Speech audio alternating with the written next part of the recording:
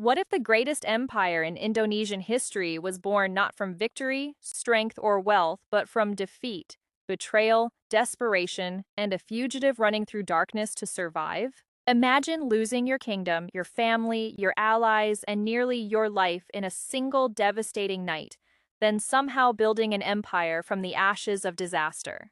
That sounds impossible. Yet this is exactly how the story of Raden Wijaya and the birth of Majapahit begins in 13th century Java. The night was dark, the forest was endless.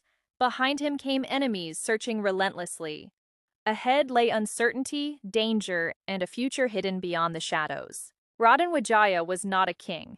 He commanded no great army. He possessed no fortress. At that moment, survival itself seemed almost impossible. Every broken branch sounded like approaching death. Every distant voice raised new fears. One mistake could end everything before his story truly began. To understand this desperate escape, we must first return to the powerful kingdom that once dominated much of the region, Singhasari. Under King Kertanegara, Singhasari expanded aggressively, projecting influence across neighboring territories and pursuing ambitions far beyond the island of Java itself. Kertanegara was bold, ambitious, and fearless. Those qualities strengthened his kingdom, but also created enemies both inside and beyond its borders. Far to the north, the mighty Mongol Empire under Kublai Khan demanded submission from rulers across Asia, expecting obedience from every kingdom. When Mongol envoys arrived in Java carrying demands, they expected respect. Instead, they encountered one of history's most dangerous political miscalculations. Kertanegara humiliated the envoys, sending them home dishonored. The message was clear. Singhasari would never bow before Mongol authority. The insult shocked the Mongol court. Revenge became inevitable. Preparations for a punitive expedition soon began across the vast empire. Thousands of soldiers gathered. Ships were assembled, supplies were prepared. The world's most powerful military force set its attention toward Java. But while danger approached from overseas, an even more immediate threat emerged much closer to home. Jayakatwang, ruler of Kadiri, watched carefully and waited patiently for the perfect opportunity to strike against Singhasari. He recognized weakness beneath apparent strength. He saw a kingdom focused outward while vulnerabilities quietly expanded within its own borders. When the moment arrived, Jayakatwang launched a devastating attack that shattered Singhasari with terrifying speed and efficiency. The capital descended into chaos. Defenses collapsed. Soldiers fell. Fires spread through royal buildings as panic consumed the kingdom. Kertanegara was killed. The government disintegrated. Years of power vanished almost overnight beneath the weight of betrayal and violence. For Raden Wijaya, everything changed in an instant. The world he knew disappeared before his eyes. Friends were lost, allies scattered, enemies hunted survivors. The future seemed buried beneath smoke, blood, and uncertainty. Most people would have surrendered to despair. Most would have accepted defeat and disappeared from history forever. But Raden Wijaya was already planning something extraordinary, something that would eventually change the fate of an entire civilization. After escaping destruction, Raden Wijaya faced an impossible situation. He lacked resources, soldiers, territory, and influence. Yet he still possessed something powerful: patience and intelligence. Instead of launching a hopeless rebellion, he chose a path few warriors would consider. He approached the very man responsible for destroying his world. That man was Jayakatwang, the ruler whose attack had ended Singhasari and forced Wijaya into hiding among forests and uncertainty. Rather than demanding revenge, Wijaya appeared humble. He requested forgiveness and asked only for permission to establish a small settlement. Many considered the request harmless. After all, Jayakatwang had already won. What threat could a defeated fugitive possibly represent? That assumption would become one of the most expensive mistakes in Javanese history. Jayakatwang granted the request. Land was provided. Wijaya and his followers entered the wilderness to begin again from nothing. Trees were cut down, paths were cleared, simple homes appeared where dense jungle had once dominated the landscape completely. To outside observers, it looked like survival.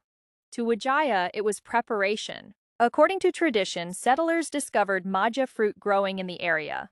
When tasted, the fruit proved surprisingly bitter.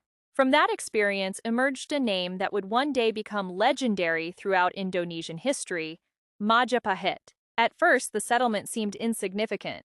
No one imagined it would eventually become the center of a powerful empire. But while villagers worked openly, Wijaya's mind worked quietly behind the scenes, calculating possibilities and waiting for opportunities. He understood a crucial truth.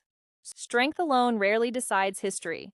Timing often matters far more. So he waited. He observed. He prepared without revealing the scale of his ambitions. Months passed. Majapahit slowly grew. Confidence returned to loyal followers who had survived the collapse of Singhasari. Yet beyond Java's shores, another force was moving steadily closer with every passing day.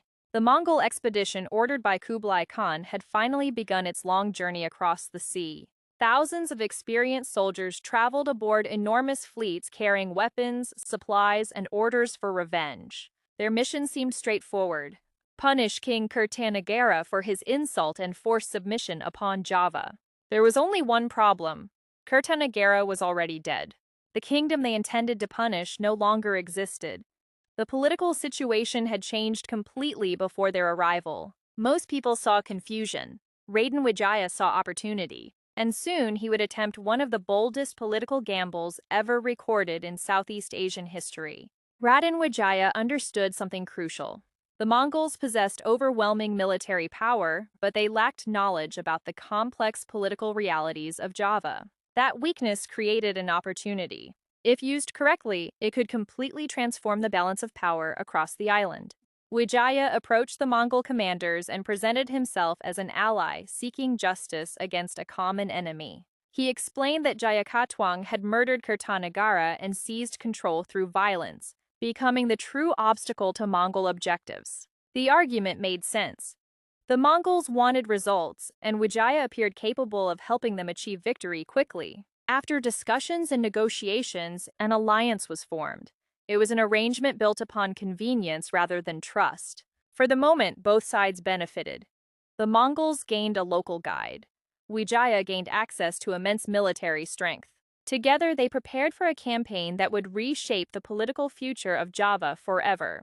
The combined forces advanced toward Jayakatwang's territory with extraordinary momentum and overwhelming numerical superiority. Villages watched nervously as armies moved through the countryside, carrying banners from distant lands and unfamiliar cultures. Jayakatwang suddenly faced a threat far greater than anything he had anticipated when destroying Singhasari.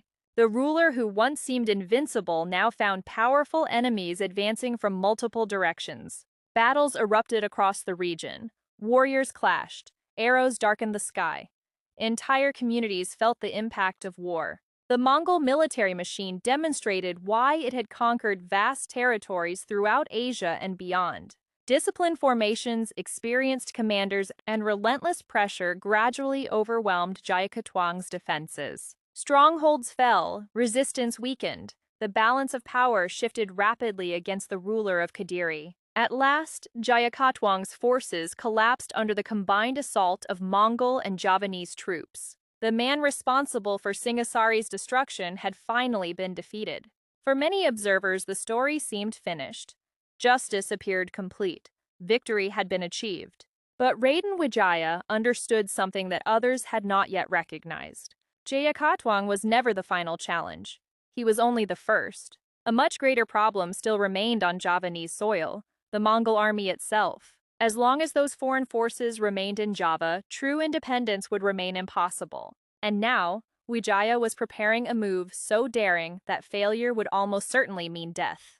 The alliance had achieved its purpose. Jayakatwang was defeated. The enemy who destroyed Singhasari no longer threatened Raden Wijaya's future ambitions. Yet victory created a new danger. The Mongol army remained powerful, heavily armed, and positioned throughout parts of Java. If they decided to stay, Java could become another territory absorbed into the vast empire of Kublai Khan. Most leaders would have accepted Mongol protection. Most would have feared challenging the strongest military force in the world. Raden Wijaya chose a different path. He intended to remove the Mongols entirely from Javanese soil. The plan was extraordinarily dangerous. One mistake could destroy everything he had worked to build. First, he maintained appearances. Cooperation continued. Trust remained intact. No obvious signs revealed his true intentions. Then Wijaya requested permission to return briefly to prepare tribute and formal celebrations of victory. The Mongol commanders agreed. They believed their ally remained loyal and posed no serious threat. That confidence would soon become their greatest vulnerability. Back among his supporters, Wijaya moved quickly. Orders were delivered, warriors assembled, preparations accelerated in complete secrecy. The moment he had anticipated for months was finally approaching. Without warning, Majapahit forces launched coordinated attacks against Mongol positions. The sudden betrayal created confusion.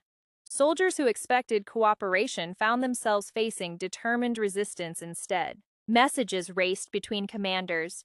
Units struggled to organize. The situation deteriorated rapidly. The tropical environment complicated movement and communication for forces unfamiliar with local conditions. Meanwhile, Wijaya's warriors fought with extraordinary motivation. Their homeland and future depended upon success. Every engagement increased pressure on the Mongol expedition and reduced its ability to regain control. Faced with mounting difficulties, the Mongol commanders made a difficult but necessary decision.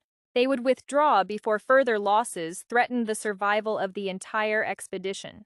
Troops retreated toward waiting ships while Majapahit forces continued pressing their advantage. Soon, the great fleet that had crossed oceans for revenge was sailing away from Java. Against astonishing odds, Raden Wijaya had outmaneuvered both Jayakatwang and the Mongol Empire. The fugitive who once hid in forests now stood on the edge of creating something far greater than survival.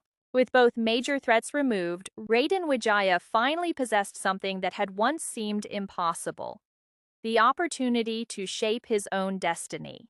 The man who had fled through forests now stood among allies, survivors, and supporters who believed in a different future. From the settlement known as Majapahit, a new kingdom officially emerged upon the political landscape of Java. Raden Wijaya was crowned ruler, marking the beginning of a dynasty that would influence generations far beyond his lifetime. Many kingdoms are founded through overwhelming force. Majapahit was founded through resilience, patience, strategy, and extraordinary adaptability. Its creator had survived defeat, betrayal, exile, invasion, and impossible odds without surrendering his larger vision. The achievement was remarkable not simply because he won, but because he transformed weakness into strength repeatedly. Every setback became an opportunity. Every danger became a lesson. Every obstacle became part of a larger plan. Few leaders in history demonstrated such an ability to turn unfavorable circumstances into decisive advantages. Yet the story of Raden Wijaya extends beyond military victories and political success.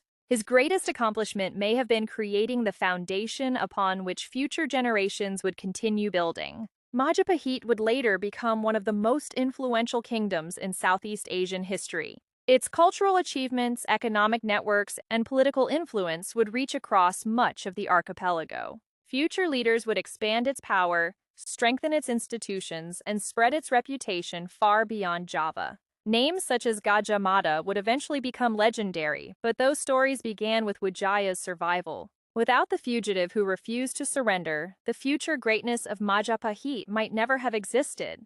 That reality creates a fascinating historical paradox worthy of reflection. The collapse of Singhasari appeared to be an ending. In truth, it was a beginning disguised as disaster. The defeat that destroyed one kingdom created the conditions necessary for another to emerge. History often works this way. Tragedy and opportunity frequently travel together, hidden beneath the same events. Raden Wijaya understood what many others failed to recognize. Survival itself can become a powerful weapon. He defeated stronger enemies not through raw power, but through timing, intelligence, patience, and strategic vision. From a hunted fugitive to a king, his journey remains one of the most extraordinary transformations in Indonesian history. And from the bitterness of a simple maja fruit rose Majapahit, a kingdom destined to leave an unforgettable mark upon history.